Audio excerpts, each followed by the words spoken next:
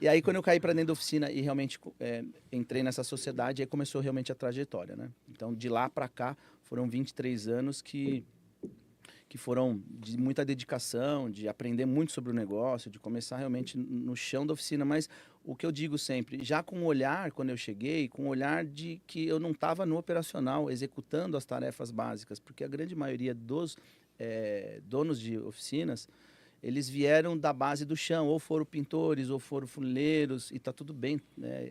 É a construção do setor. Só que, muitas vezes, essa limitação bate num teto, que é o teto do desconhecimento de tudo que a gestão exige para que você rompa barreiras, expanda e veja lugares que ali, daquele teto de conhecimento, você não vai ter. Né? Então, quando eu entrei, o que foi muito disruptivo foi isso, foi que eu consegui olhar para o negócio e tive muitas conversas com o sócio na época sobre o que eu enxergava de uma oficina. E ele não enxergava essa realidade que eu enxergava, porque eu via um negócio que eu queria escalonar, eu vi um negócio que eu queria crescer e eu fazia a conta. Quantos carros cabe, qual é o valor por carro que a gente consegue colocar mais ou menos. Eu falava, bom, quanto que a gente vai poder receber? Inclusive, ontem eu estava dando uma aula num curso que eu tenho, né, do próprio Propê, e a gente estava falando exatamente disso, né? Porque a maior parte das dores, qual é? Não, preciso faturar mais, preciso ter mais faturamento, aumentar ticket médio, aumentar volume.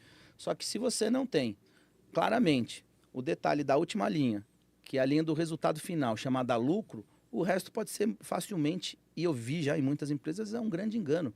Porque o faturamento, ele não quer dizer nada.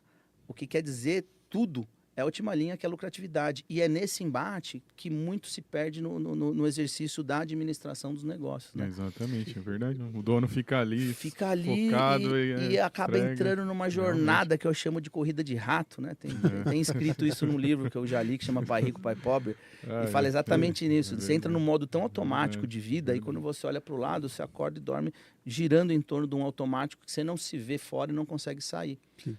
Né? É verdade. E essa realidade que quando eu entrei, eu vi e falei, cara, não é possível. Né? E aí eu tinha uma referência muito clara, que era assim, se um dono de banco, que hoje em dia a gente não põe mais a mão no dinheiro, é tudo via Pix, é tudo de uma outra forma. Mas naquela Banco época digital e tudo mais. era muito dinheiro, era cheque dinheiro, cartão nem era uma coisa assim tão forte como é hoje. Então a gente recebia volume de dinheiro e eu ficava imaginando, pô, imagina um dono de banco que tem sei lá quantas centenas de agências espalhadas por aí. O cara não fica em nenhuma, é dinheiro que entra, é dinheiro que sai e ele não precisa ficar dentro do negócio. Então por que nós temos que ficar aqui também? Porque são modelos, e isso era muito forte dentro da minha cabeça. E eu falei, eu não aceitava seguir aquele modelo onde o meu redor todo, das pessoas poucas que naquela época conheciam 1 ou 2, 3 donos de oficina, que era um grande problema também, a solidão empresarial, que me regava de falta de conhecimento ou trocas na época, né? E que daí eu quis mudar isso com o tempo também, fazendo network, a ambiência, que isso com certeza vai mudando nossa possibilidade de expandir.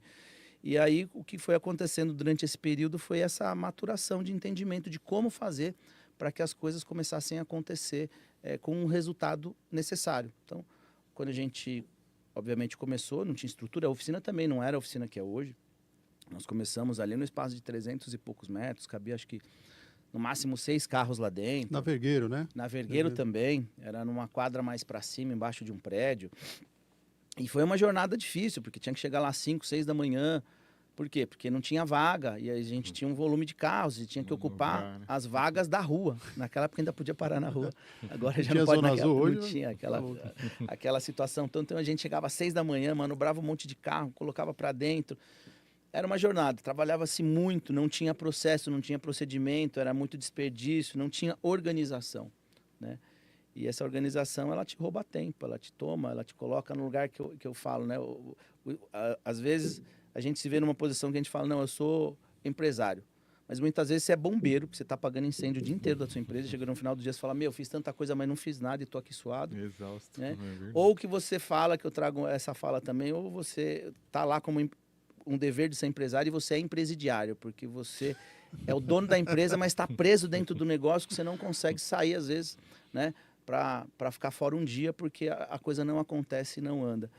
E aí eu fui crescendo nisso. Em 2006 eu assumi a empresa, eu comprei a parte daquele sócio, e aí assumi a empresa sozinho. E de 2006 em diante, foi quando eu comecei a dar conta de que eu estava vivendo uma vida complicada, porque eu tive que assumir o operacional, que naquela época eu já estava estudando, durante o período que eu fiquei ali, eu tive o interesse de me aprofundar, né, nas fábricas de tinta, entender um pouco de como que eram os processos, as aplicações, muito aprendia com os colaboradores, fazia muita pergunta para eles.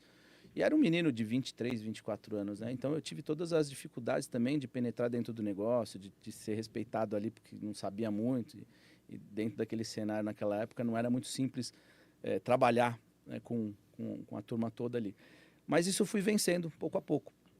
Mas o que aconteceu? Onde foi o romper, assim, uma coisa que eu acho que é importante colocar para os donos de oficina. Eu vivi toda a dor, todo o problema de chegar lá também, de quando eu 6, 7 da manhã, trabalhar 12, 13, 15, 18 horas por dia para poder construir, fazer as coisas acontecerem, fazer o operacional, depois das 6 fechar, ir para o escritório, ter que dar conta de fazer administrativo, porque precisava fechar e entender as contas, os números, e no dia seguinte começar tudo de novo nessa jornada. Então eu vivi um período ali que me levou a uma exaustão, a uma fadiga, a uma síndrome do pânico, a um problema de estômago, de gastrite, de uma série de coisas. Naquela época, pra vocês terem ideia, eu almoçava no restaurante da frente, sentado numa mesa, olhando para a oficina. Se chegasse qualquer cliente na época, eu parava de almoçar e eu ia. Porque eu era eu preso, assim, Viciado, que era tudo viciado, comigo. Sim. Eu preso, eu gostei do Eu termo. preso, eu tinha lá uma equipe, né, claro, de execução e tudo mais, só que eu era o cara que dava orçamento, eu era o cara que abria oficina, eu era o cara que fechava a oficina, eu era o cara que comprava o material, comprava as peças, que passava o serviço, que fazia o acompanhamento, que levava carro, que buscava carro, e que depois das 6 sentava na mesa de gestão para fazer as coisas acontecerem. Ali, quando eu vi que minha saúde estava indo embora, que eu não tinha mais vida, não conseguia respirar, eu falei, cara, aquilo tudo que eu pensei, nada disso está acontecendo. Foi um grande romper também.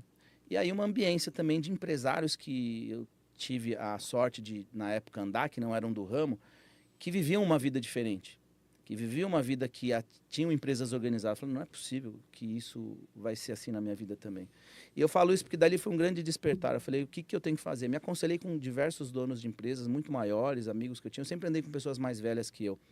E graças a Deus com pessoas bem-sucedidas também, porque dentro dessa ambiência, quando você tem pessoas melhores sucedidas que você, quando você tem pessoas que sabem mais que você e tem resultado, a gente pode se aconselhar ali sobre aquele resultado que as pessoas têm, porque eles passaram por aquilo, né? É a análise dos 5 amigos que você anda, né?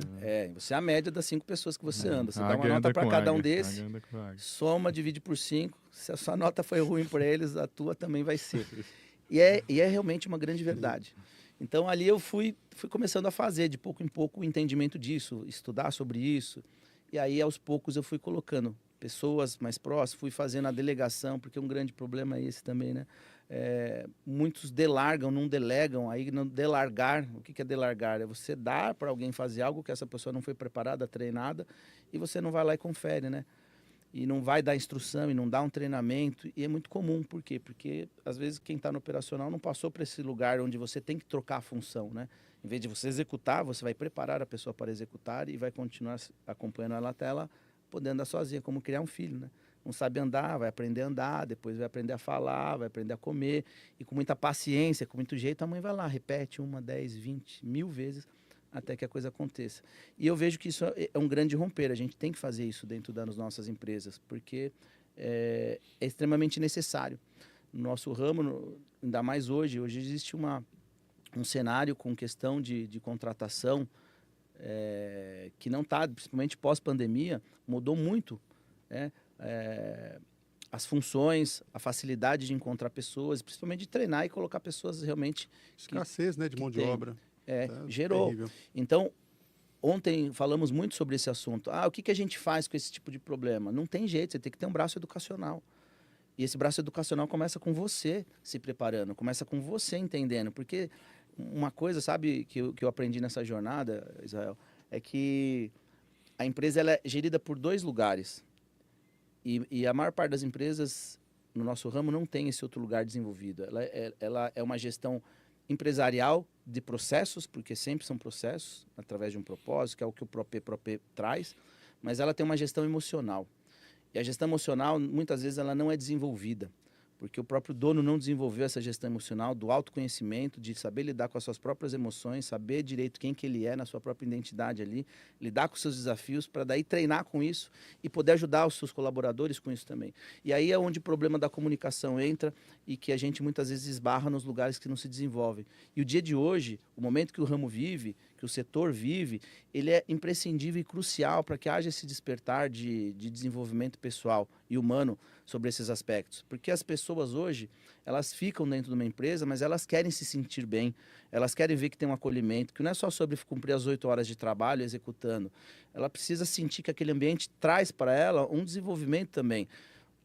Onde a gente tem pessoas, isso é pesquisa, é estatística, tem dados, onde as pessoas são mais engajadas, elas têm um propósito, a empresa traz uma cultura empresarial. Essa cultura ela é implantada e ela vem do dono, ela vem do CPF do dono.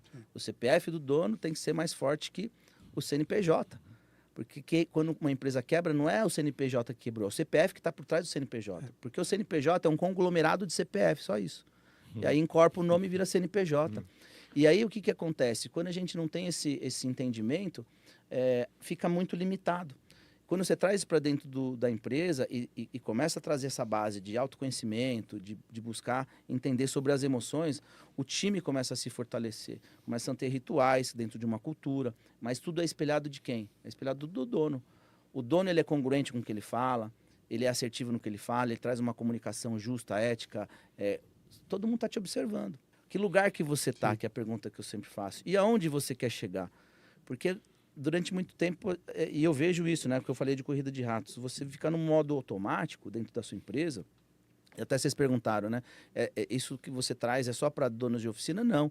É muito mais abrangente, é para donos de empresa. Oficina é onde eu tenho o meu maior número de anos investido e maior número de resultado onde mais aparece. Mas eu tenho outras coisas que eu faço também. E quando eu falo disso, eu falo de empresa. Porque quando a gente olha para dentro das empresas, a gente vê pessoas. E por mais que a gente tenha IA desenvolvida hoje, tem muitas coisas